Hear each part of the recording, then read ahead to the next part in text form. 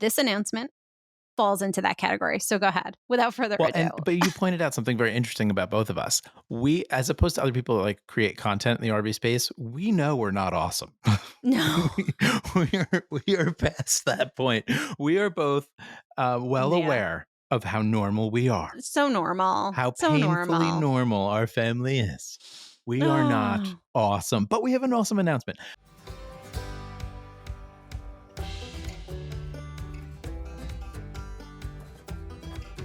Hello, everybody, and welcome to today's very special episode of the RV Atlas.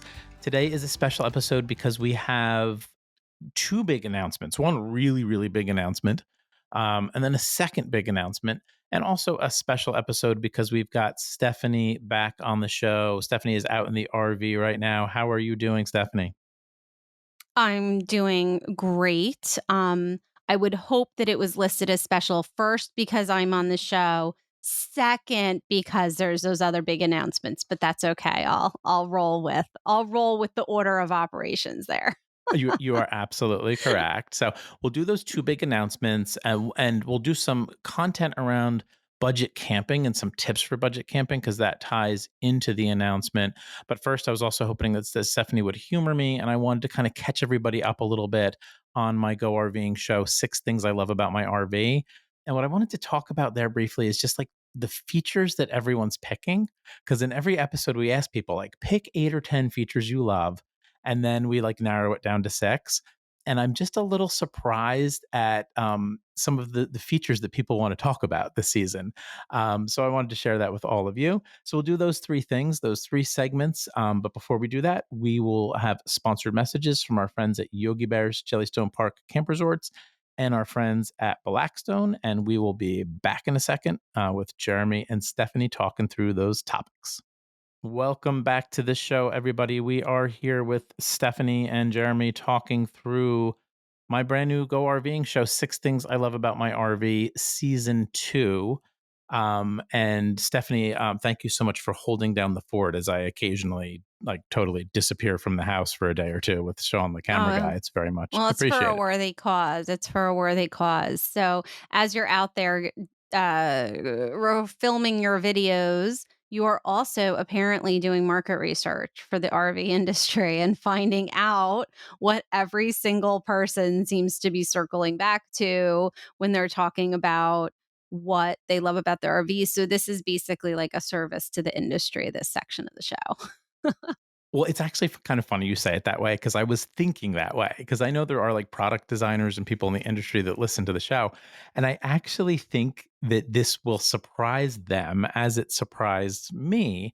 A lot of people are picking the same features that they want to talk about that they love about their RVs. And initially, like Sean and I were like, well, we don't want every episode for people to be talking about the same 4 or 5 things.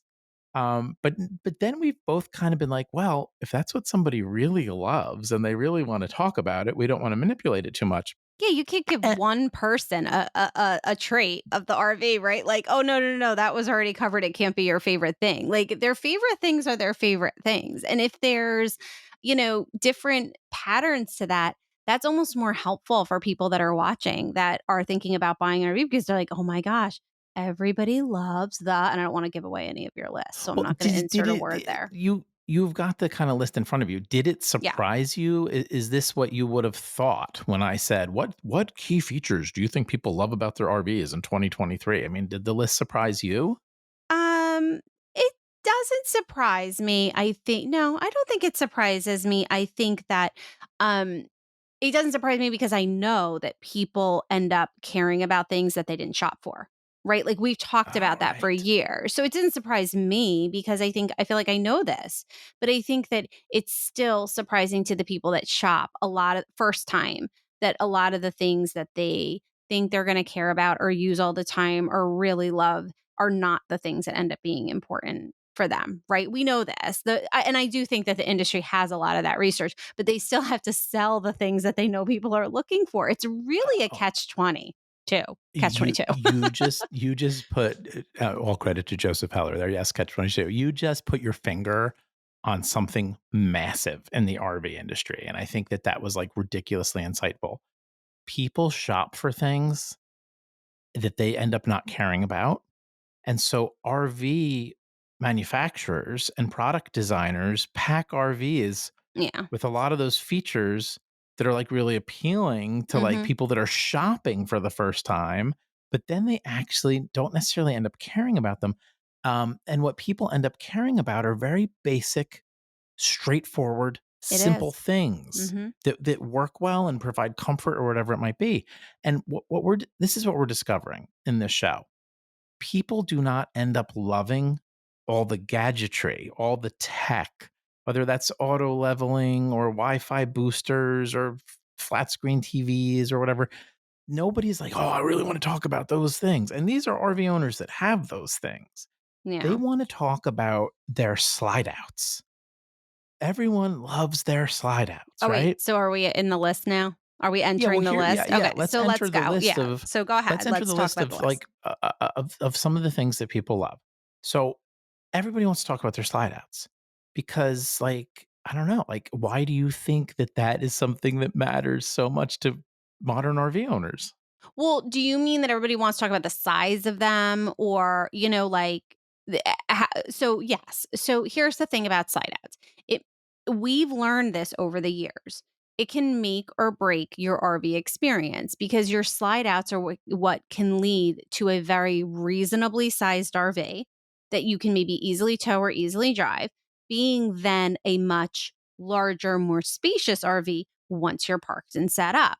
So, we knew this, like we had an RV that we absolutely loved as our very first travel trailer. And it was a lightweight and it specifically had a very small, like narrow slide, right? It wasn't deep. So when it was opened up, it didn't expand the space in the middle of the RV that much. And because of that, once we had our third child, we felt very cramped in it.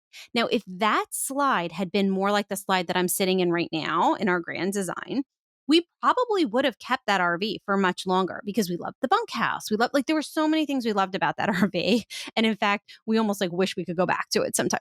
It was a great RV, but the slide out was too narrow. So it didn't create what this one does, which is just like we had so many people in this RV at one time when we were in Myrtle Beach with friends, and it was not cramped in the main living section because of the massive slide.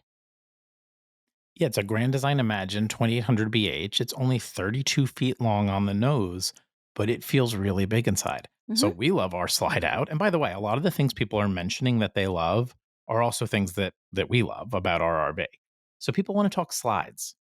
People also love their awnings. This is not advanced technology on RVs.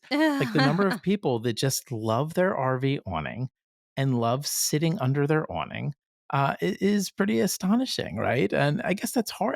No, Every it RV has gives an you awning now. sure, but not every RV use a lot of RVs were still selling with the crank awning even a couple years ago. If there was a lower, entry level RV, it would still have that crank. Let me tell you something. We had one of those and it was a massive pain to open. And then you didn't Well, we open it. changed it. Yeah, and we changed it because I thought, oh, I kind of went on this kick, the less to break the better, because we had so many of the gadgets. You mentioned the gadgets. I hate all the breaking, the nonsense, the what you have to deal with if the battery's dead, whatever. I love manual stuff. So I was like, you know what, go with the manual awning. It's fine. Don't upgrade. And then you never set it up. And that drove me crazy. Whereas the automatic, you go in, out, in, out, in, out, right? Like all the time. So it makes sense that people appreciate that. Again, it's related to space. It expands the amount of space you have when you put out that awning and you feel like you can sit comfortably under it in a chair, keep your coolers under there, etc. It just gives people that spacious living feel. You keep pointing out space, and you're right. Yeah, So that's what many it of is. these things have to do with like space and comfort. Well, but And those are not things that getting you, so big that then you feel like hmm your RV is unmanageable, right? So that's the problem. People hmm want an RV on their campsite that's different than the RV they want to tow or drive. So it's all it's about trying true. to figure that out. It's an endless puzzle, but the awning creates outdoor space. It creates another room, kind of. I think a lot of RVers look at like the room under their awning as another room in their RV, and in that sense, because RVs are small and have limited square footage, you're almost like doubling your space, your usable space. So look, people love their awnings. Um, and again, I just come back to like for product designers in the RV industry, these are not the bells and whistles, right? These are the basics. The next thing that a lot of people want to talk about, their windows, the amount of light they're getting from their windows, the positioning of their windows. And it's again, it's so basic. Like it surprises me a little. Like, why do you think people are so in love with their RV windows or care so much about them? So that's I mean, my answer is gonna be the same. That's space. What do I mean by windows creating space? It means it feels open and airy, right? When you don't have windows, the space feels very closed in and dark in an RV. So what happens is you're in this beautiful location, right? You pulled up, you're like, "Oh my gosh, look at the waterfront site that I got. Look at the whatever."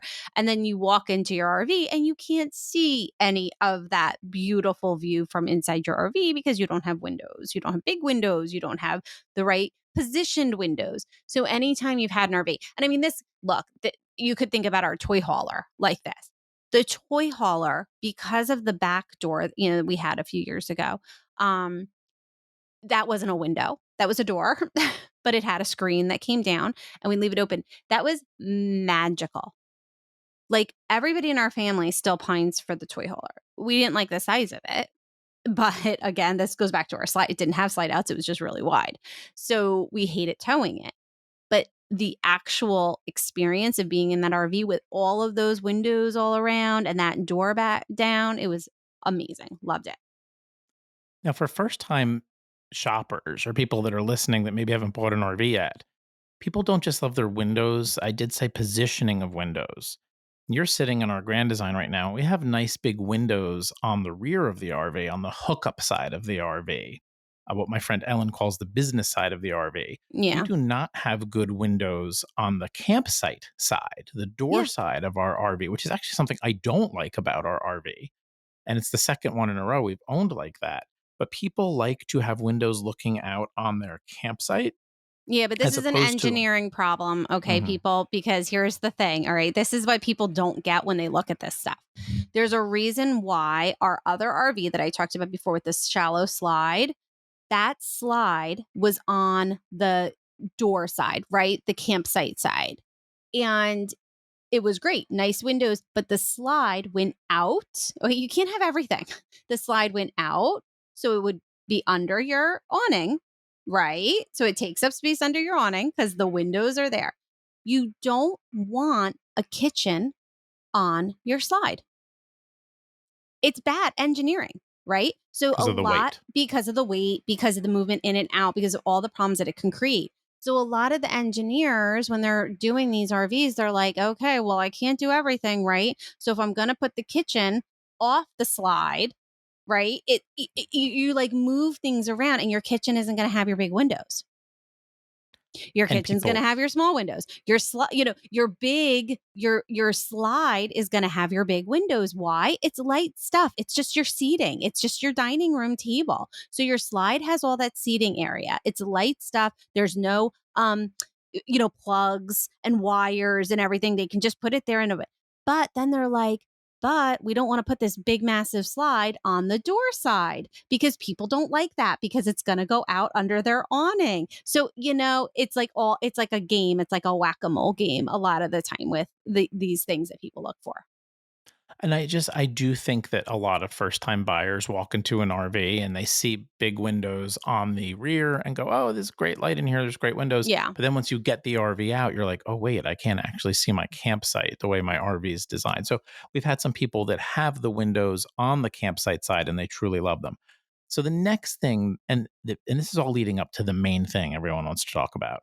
The next thing is people love their kitchens, and what they often want to talk about or what they want to pick more specifically is counter space. Everybody wants to talk about their counter space.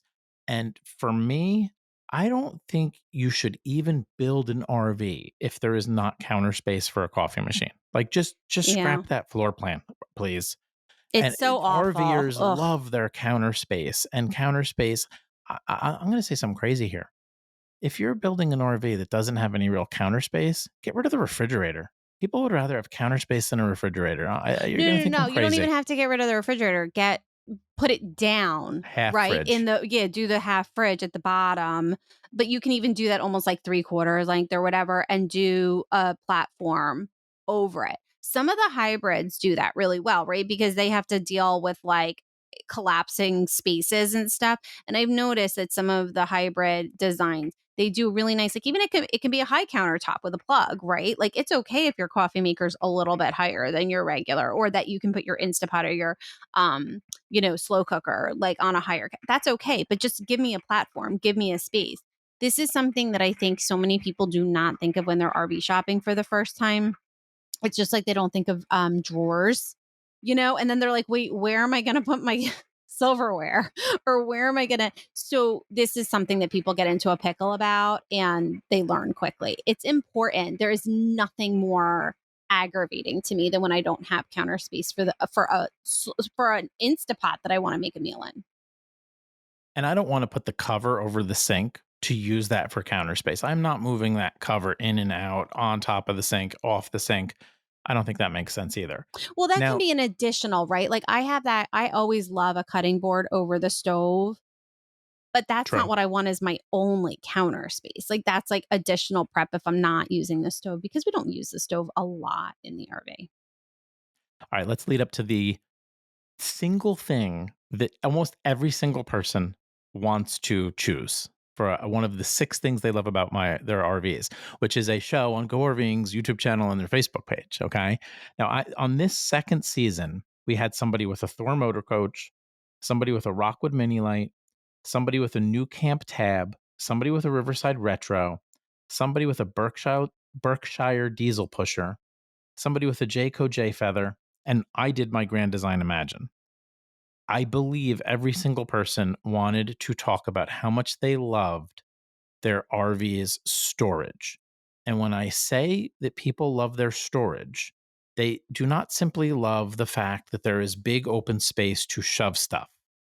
They want to talk specifically about how the storage fits their needs and allows them to store things where they should go in Mhm. places where they are easy to get to. Easily Thoughtful, accessible, yes. intentional storage.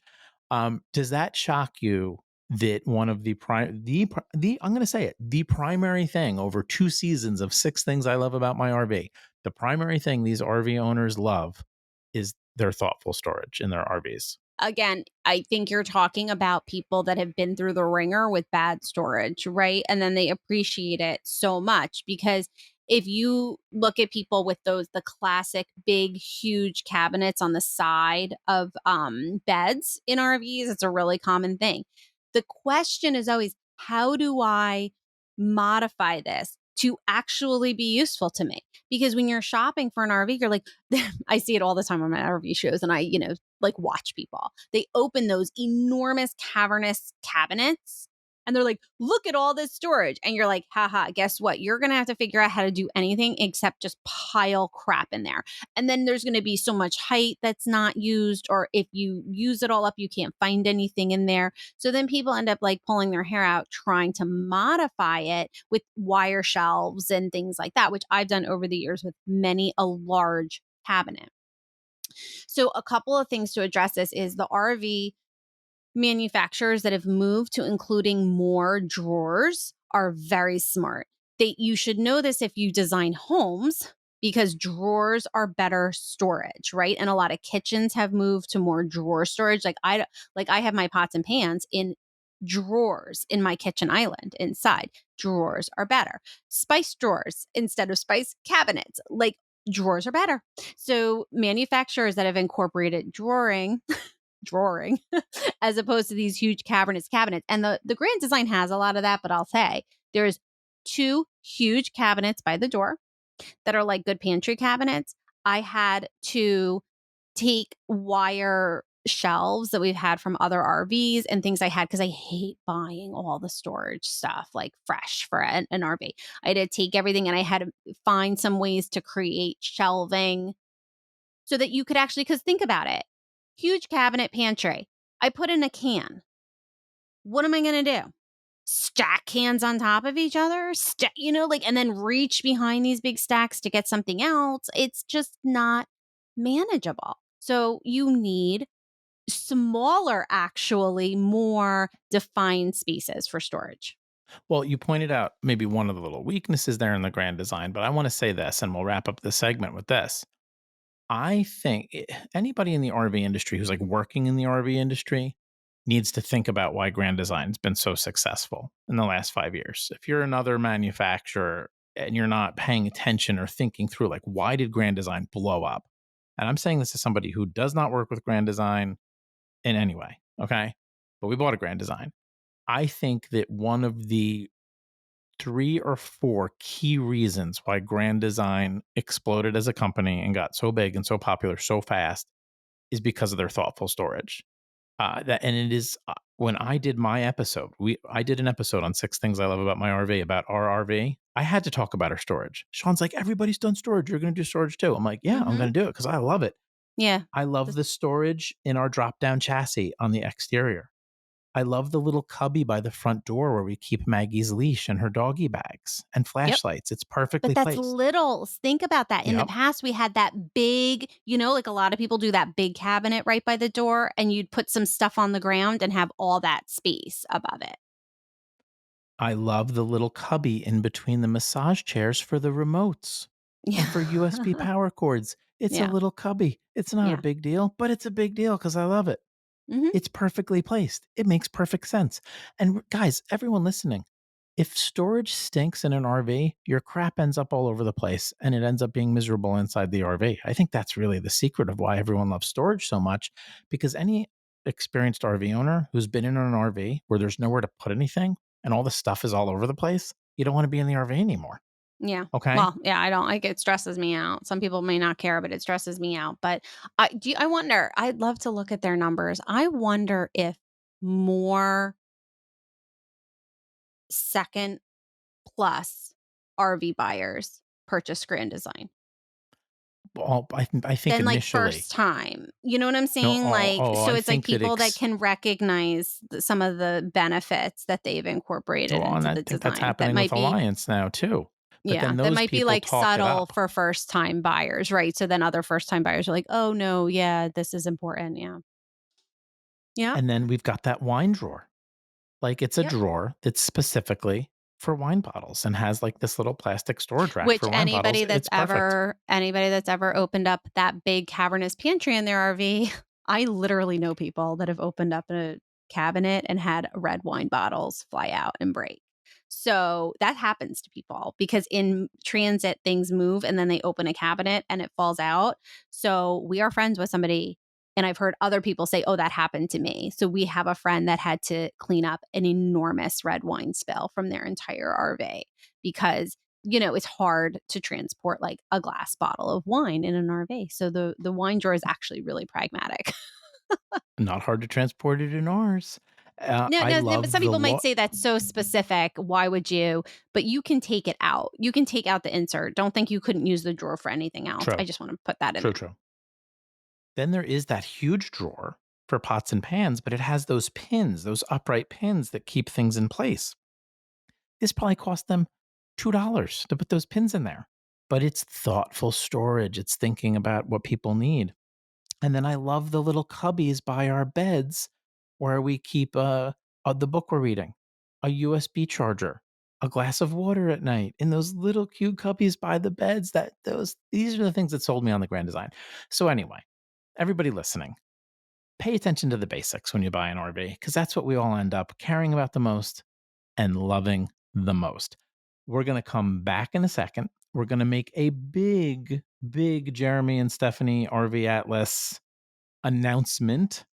And Stephanie didn't want to just like make it a big announcement. She wanted to also do some, valuable content for you. So we're going to make a big announcement. We're going to talk about budget camping. Before we do so, we have a sponsored message from our friends at Camco. Welcome back to the show, everybody. I've got Stephanie here, and we've got a major, major, major announcement. And we have to make this announcement now, Stephanie. And do you know why I feel like we have to make this now? This has happened every summer Yes. around this time. Yes, because people find it, right? Yeah, people are going to Yeah. find it. Yeah. Somebody's going to Mhm. post about it and be like, "Hey, Yeah. okay." And you like to make the announcement. You don't No, you you don't like like to to make make any announcements. no, I wouldn't. You're not an announcement I'm not person. an You announcement person. I you're have to not an get the announcement person. As a teacher, you were a teacher for many years. Did you not do announcements? Did you just get right to I class? the announcements came over the loudspeaker, and I usually did chores during the I could see you announcements. rolling your eyes in front of your students during those announcements because you I just don't wanted to get to know. class. So you get to No, work, it's get just, to the like, content. this could have been an email part of my personality. Like, I get it. The announcements have to happen, but, like, do we really have to make a big thing out of it? But apparently in this line of business, you do have to make a big thing about You, it. you got to make announcements all the time. It's not in my Look, personality, there's but a that's lot okay. of other people that make a lot more announcements than we do. I Okay, know, because it has to so be important to get me on board with an announcement. this is important. So Well, you know what as it is? most, Look, I think you called me out a little bit. I'm gonna tell you. I feel like people have to like there has to be a reason why people care. I don't want to make an announcement because I'm like feeling good about myself. You know what I mean? Like I don't want to make an announcement to be like, look how awesome I am. Oh my gosh, this is so no, amazing. I only like announcements if I feel like our people are actually going to be excited about it and it's actually something that's good for them. And this announcement falls into that category. So go ahead without further well, ado. and but you pointed out something very interesting about both of us. We, as opposed to other people that like create content in the RV space, we know we're not awesome. No. we, we are past that point. We are both well Yeah. aware of how normal we are, So normal. how So painfully normal. normal our family is. We are not Oh, awesome, but we have an awesome announcement. We yes. have the next book in the Where Should We Camp Next series uh, coming out. Okay. Yep. So we have finished, we have turned it in. Our editor has edited it. They have sent it back to us for more editing. It's gone back and forth and back and forth and Yeah. back and forth. The cover artist did the cover. The book at some point will be printed and sold. It is on sale right now on Amazon and it is Right. called Where Should We Camp Next? Budget Camping. And we have our first Where Should We Camp Next book, which has been a huge bestseller. Thank you so much to everybody that's bought a copy. We are approaching 100,000 copies sold, which is amazing. It is amazing. Thank you, thank you, thank Wild. you for Yeah. those of you who it's wild. Our second book in that series, not our second book, our second book in that series, Where Should We Camp Next? National Parks, is out now. You can physically get a copy now. It is a bestseller on Amazon. I think it's a great book for those of you who want to plan national park trips. Um, and Where Should We Camp Next? Budget Camping will be out. It's all the way out. It's not out till next April, people. But here's the deal. Right. It's for This is how sale books work. now online. It's how Right. books work. And I want to say this to you, if you're a fan of the books, if you're a fan of the RV Atlas, if you like Jeremy and Stephanie, pre-order a copy. It really is a boost for us. In the world of publishing, pre-orders are huge. It's a vote of Well, it's a confidence in boost. our It's books. not, yeah, it's not just like, oh, if it feels nice, it actually helps the algorithms, that run our world, like in terms of Amazon being like, oh, people are interested in this book. This is something that we push out to people. So pre orders are weirdly important in the world of book sales. So Yeah. it's something Oh, that you can do. If you know you're going to buy the book, you can do us a solid and pre order it because it doesn't hurt you in any way. In fact, you'll be eligible for any bonuses that start to roll out, pre-order bonuses and everything. So, and you'll always get the best price match. It doesn't matter what you pre-order it at. If at any time, it's lower than that, you'll get that price. Don't worry. So, like, there's no downside if you're going to buy it anyway to pre-ordering, but it does actually help us. and I want to emphasize a point Stephanie made. The more pre-orders, the more that the Amazon algorithm goes, oh, people are going Hmm. to like this book. And then when it comes out, they literally show it to more people, both in emails, both on the website, et cetera, et cetera. Yeah. So pre-orders are huge. Now, why did we decide to do Where Should We Camp Next? Budget camping. I think that we both felt like this was an important book to do, and Yeah. we really wanted this book to exist, and we really wanted to help people save money while they camp? Like why? I have a couple reasons in mind that might be different than yours, but like, why did this seem like the obvious choice for a next book in the Where Should We Camp Next series? Yeah, if you've been following our content in this area and trends content, we're not anti big money in camping. We're not anti resort. We're not anti, right? Like, and in fact, for many years, we've tried to explain to people the value proposition of higher camping fees at certain places. We've tried to say, look, you know, this price is unsustainable for what people want. Or, hey, look, think about what you get for this price when you compare it to a hotel room, right? So let's like walk through this. We haven't, you know, dissed prices across the board rising. We've tried to talk about it and tried to make sense of it. Dynamic pricing, we've said, look, if you, why shouldn't you pay more if you want to camp on 4th of July weekend? Everybody else in the travel industry pays more if they want to fly on a holiday, whatever. We've been like, this is business. So we have tried to have those reasonable conversations with people. But at the same time, if you've been listening for the past year, I think you've heard us say also, we believe that it's moved past market forces, that there's an overcorrection, that or a correction that needs to happen, that they've gone overboard in terms of trying to market to newbies because of the pandemic campers. So people that don't know, hey, this is too much for me to pay for this experience. So we actually think that things are a little out of whack. And what that's doing is making people feel like camping isn't affordable anymore.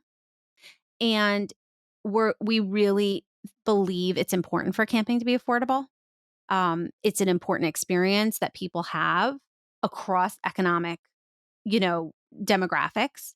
Camping was extremely important to our family as two teachers, very, fixed incomes with time that we wanted to spend with our kids. Camping allowed us to do things that we would not been able to do otherwise. So I think the affordability aspect of things is incredibly meaningful to us. And to have a book that really focused on the fact that you can have affordable camping experiences felt like the right thing to do in this market. I don't know. Is that Yeah, what do you have you're to add? spot on. Well, I'm gonna add a little bit, but really, you're spot on. We both feel that a lot of camping's gotten too expensive, and we think that'll correct over time.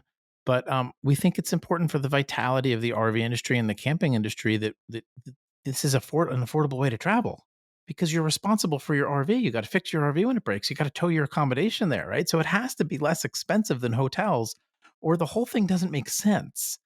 And when we started, before we had an RV, we'd go on a vacation a year, like everybody did, or like most people did. When we got an RV, we realized, man, this is so affordable. We can go on several vacations a year and do a bunch of weekends. And that was awesome for us on those teachers' incomes at that time to be like, man, we can go away, once a month on a weekend trip and then do a couple vacations in the summer because we were paying $30 to $60, $20 to $60 a night at that time. So the thing I want to add though is this: the first Where Should We Camp Next book, though we're approaching 100,000 copies sold. It's been a bestseller, largely awesome positive reviews. One of the themes of some of the slightly negative reviews is that book, people will say, oh, there's too many private campgrounds in here, too many KOAs, too many Jellystones, too many Hmm. resorts, too many whatever. And there's some truth to that because that's what we were doing. The book is written by people and it was based on our experience. So the book did tilt towards private campgrounds quite a lot actually, because But we that's what we also were believe, doing. let's just say, like, it was just what we were doing. We also believe that for a lot of first time new people that aren't raised in the camping world, those are really easy ways to learn how to use your RV and to be at a comfortable campground with your kids.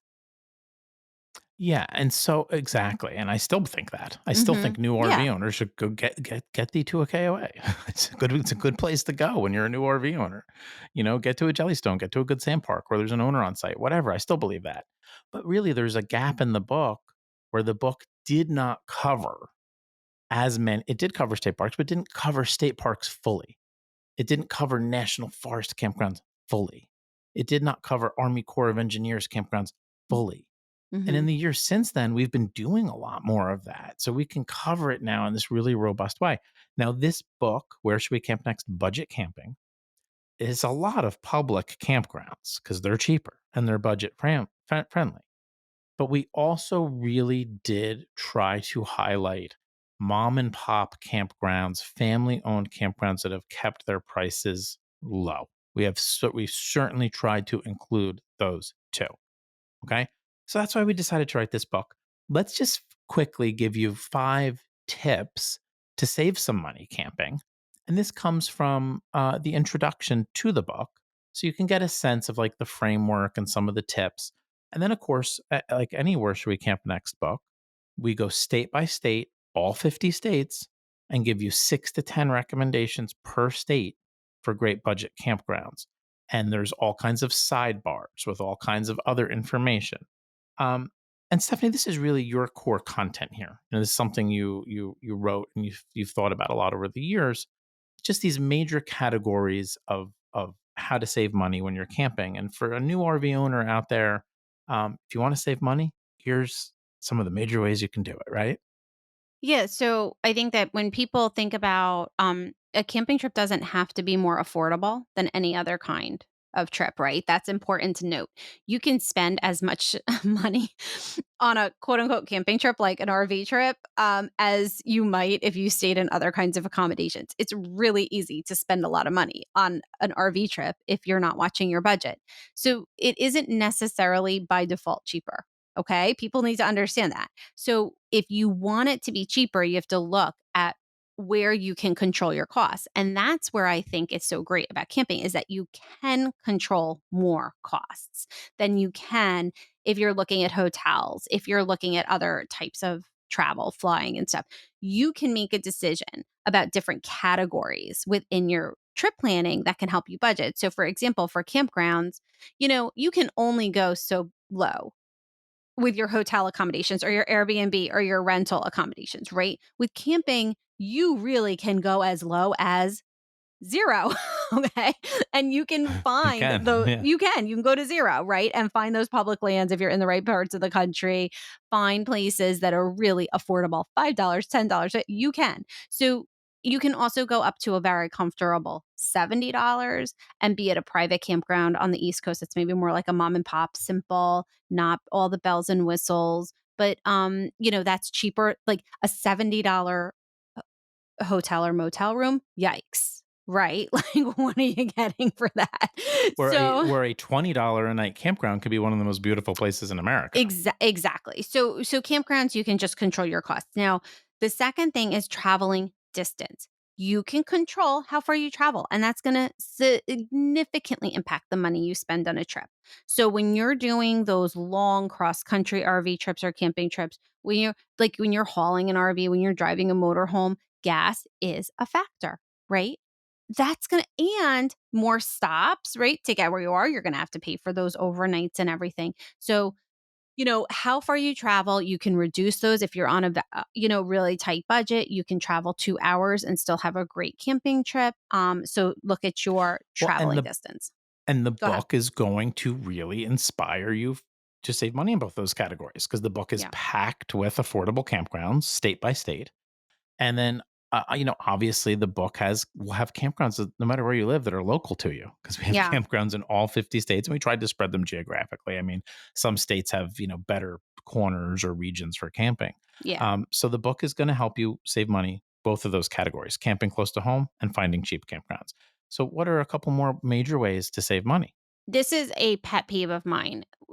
Think about your equipment. And what do I mean by equipment? Of course, RVs, and then there's other things. So here's what people do is you want an affordable way to travel and then you go and before you even realize it, you've blown your travel budget on an expensive RV. So it is so tempting, right? They do this. They say, "Oh, it only costs you this much a month, blah blah blah," and they get you into this RV that's ridiculously expensive, more than you need. You're not gonna, you're not gonna. It's sitting in your driveway a lot, and all of a sudden, it seemed like it was no big deal to pay that $400 a month or $500 a month, more than that if you're in the motorhome range, right? For some people, but then you're like, but that could have been your camping money. Right. So I just feel like some people then they start to stress about it. They're like, I'm paying this every month. We don't use it enough. And then they feel like they have to get rid of the RV and the camping experience, as opposed to if you keep that cost low at the beginning, you feel like you get more bang for your buck. You feel like you can do more, you have more money to travel with, and also you don't feel like you have to use it all the time. It's okay that you couldn't get out camping this month because you're not paying that much. It's worth it. It's valuable for other reasons for your family. So I think that's the number one mistake. I wouldn't say number one. I think it's a huge mistake that people It's a make. huge mistake, yeah, and Yeah. then it hurts more if you go to sell it and you're underwater, Yeah. obviously, if you buy a $20,000 travel trailer, a $30,000 travel trailer, and you sell it quickly, you're all you could be underwater, but if you buy a $100,000 motorhome and you turn around and sell it, you can be really, really underwater, so I think that we're both big believers in keeping the price of the RV reasonable, and, to be frank and honest with our audience, it's one of the reasons we've stayed away from motorhomes. I'm not saying I'll never buy a motorhome, but certainly it's that thinking that has kept us in towables for sure. So I agree. I think we're both on the same page with that. Don't overdo it. Don't overspend. Don't blow the budget. So what's number four in terms of really controlling costs and keeping those RV trips budget friendly?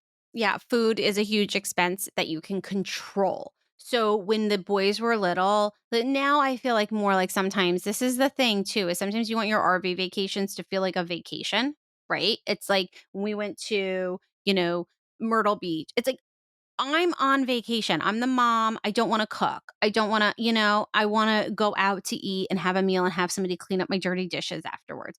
That's okay. But you have to realize that that is a way that you can control your cost with an RV vacation. When the boys were little, we used to spend the same amount on food while we were traveling as we did at home. We spent no more because we would grocery shop like we did at home. And we would basically eat breakfast or lunch, or we'd go out to lunch a lot of the times instead of dinner. And it would be like, at home, you'd get pizza on a Friday night, whatever. So food is huge.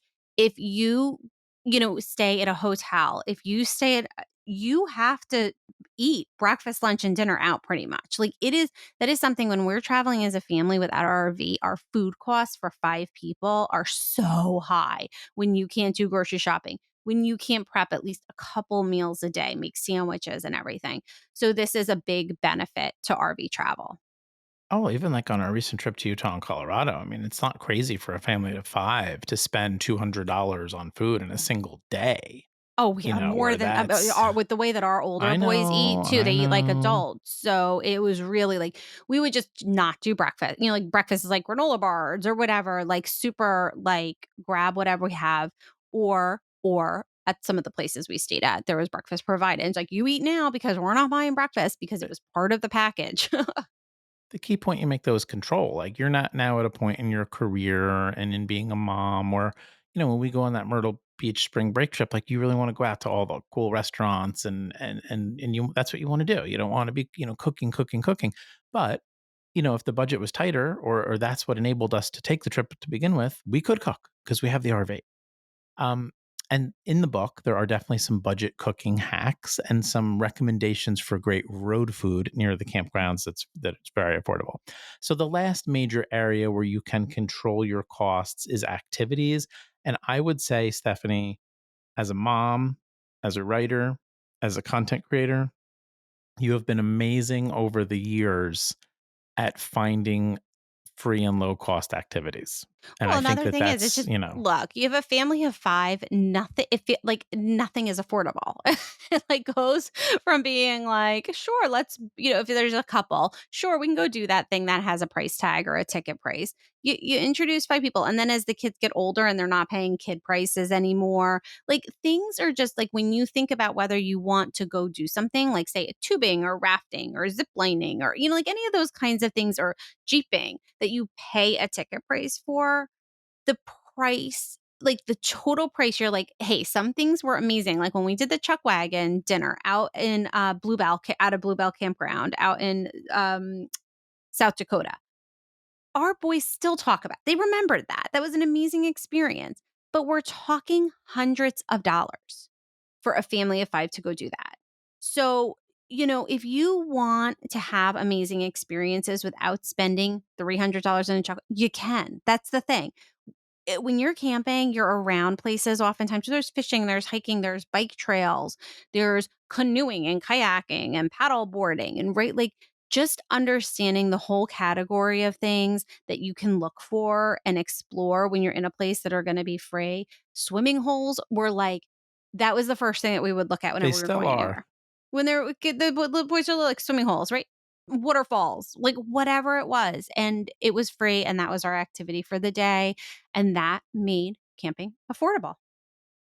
And in Where Should We Camp Next? Budget Camping, the subtitle, which I don't have memorized the subtitle of my own book, but it's something like free and low cost activities in all 50 states. So Yeah. there's a sidebar in every state of free and low cost activities. We looked for free museums, we looked for, hikes and things in the natural world, obviously. And those sidebars and those free and low cost activities are near the campgrounds, or at least near some of the campgrounds recommended. So that's a major part of this book too. People really love the sidebars in this book. Okay, so there's the big announcement. Where should we camp next? Budget Camping will be out next April. We're asking all of you to pre-order it now because that would really give us a big vote of confidence for this book and help us make this book a great success. And we're going to come back in a second to wrap up the show with a really quick second announcement, which I don't mean to make a minor announcement because it's kind of a big deal too, but it's not as big of an announcement as a brand new book. So we'll be back in a second with one more announcement for you. But before we do that, we have a sponsored message from our friends at RV Snappad.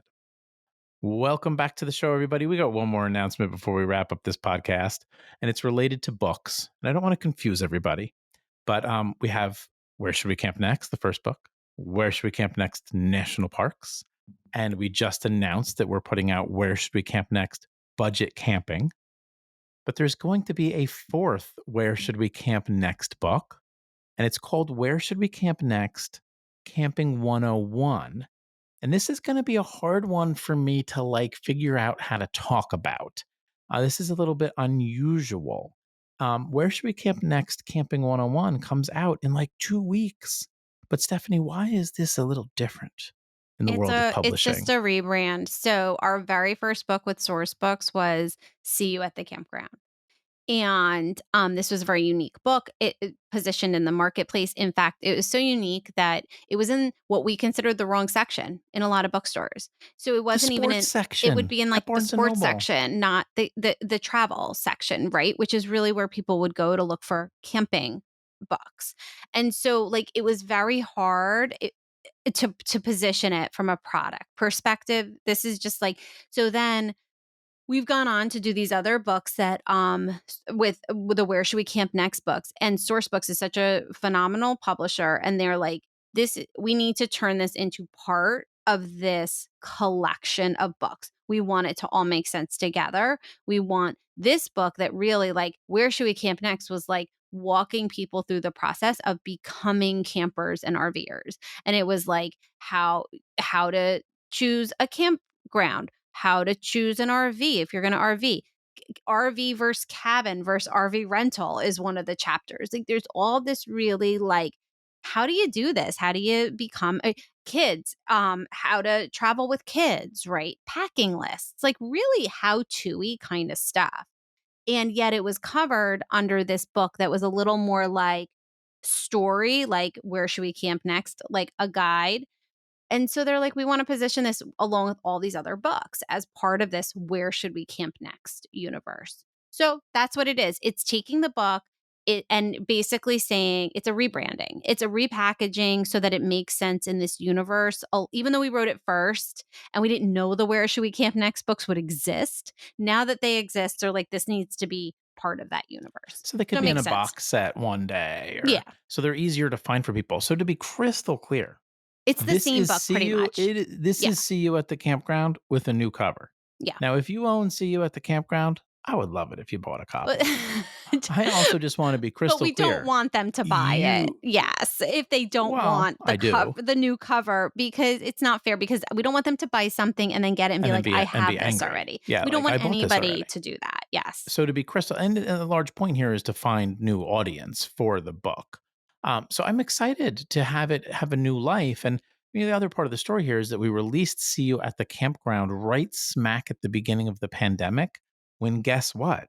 Amazon stopped shipping and selling books Yeah. for weeks, if not months, because they were prioritizing products that were more like Toilet emergency paper. necessary products. So we Yeah. released a book into a world where Amazon wasn't shipping books. So the book got off to a rough start in that way. And just a little inside baseball here for our podcast listeners, like most books are sold on Amazon. Like if you haven't caught up on that fact, most books are sold on Whether Amazon. you like So it or not. whether you like it or not, I wish it was all in independent bookstores, et cetera, et cetera. Yeah. But I'm really happy that this book is being given a new life because, to be frank, otherwise it might go away. It might be out of print at some point, and now it's been given a whole new life, a whole new printing. So where should we camp next? Camping 101 comes out September 9th. And last announcement, this is an extra announcement that I'm going to let Stephanie go. I will definitely be at the Hershey RV show every single day of the Hershey RV show. I will be in the Giant Center. We have a table. Our publisher got us a table, and I will be there selling and signing all of our books and meeting and greeting and saying hello. And if you have the book already, you can bring it and I'll sign it. If you need copies, I'll be selling the copies. I'll be very happy to sign books that you've already bought. Or if you need them, we will be selling them. Our publisher got us the very last table for sale that Hershey had, the very last table. So I think we are kind of buried in the corner. If you walk into the Giant, we're by the hot dog and hamburger stand, I think. So if you walk in and turn right, I believe we will just keep going towards that big food stand, and you can grab a burger, dog, drink, and a copy of Where Should We Camp Next, and I'll sign it. And you better come say hello because I don't want to be lonely over there by the hamburger stand. So I will definitely be there. Whether Stephanie is able to get there, I don't know. We live in a world of divide and conquer with our kids and our careers. I would certainly like her to show up at some point, but I am not promising that. But I am promising that I will be there signing books. And You can't, Stephanie, it's sports season, guys. If the kids have oh, games, I somebody's know. gotta cart them Somebody, around. I know, it's crazy. And the kids can't Somebody's come. Like Wes no. is like, Dad, I'll come, I'll help you. I'm like, it's like Yeah, your yeah, second yeah. week of school, dude. Yeah, I know. But here's what will happen, and I hope Stephanie doesn't get mad at me. I will have her sign all of these books before I Oh, bring them. geez, yeah, I'll sign, yeah. So you will sign all of them, and Yeah. then I'll sign them there, and we'll have all of the Where Should We Camp Next books for sale, including the brand new Where Should We Camp Next Camping 101. We will not have budget camping there. It is not out yet. It will not be out till April. Guys, thank you so much for joining us on this journey. Thank you for every download of this podcast. Thank you for purchasing our books. We sure do appreciate it and hope to see you at the Hershey RV show and always hope to see you at the campground. See you at the campground.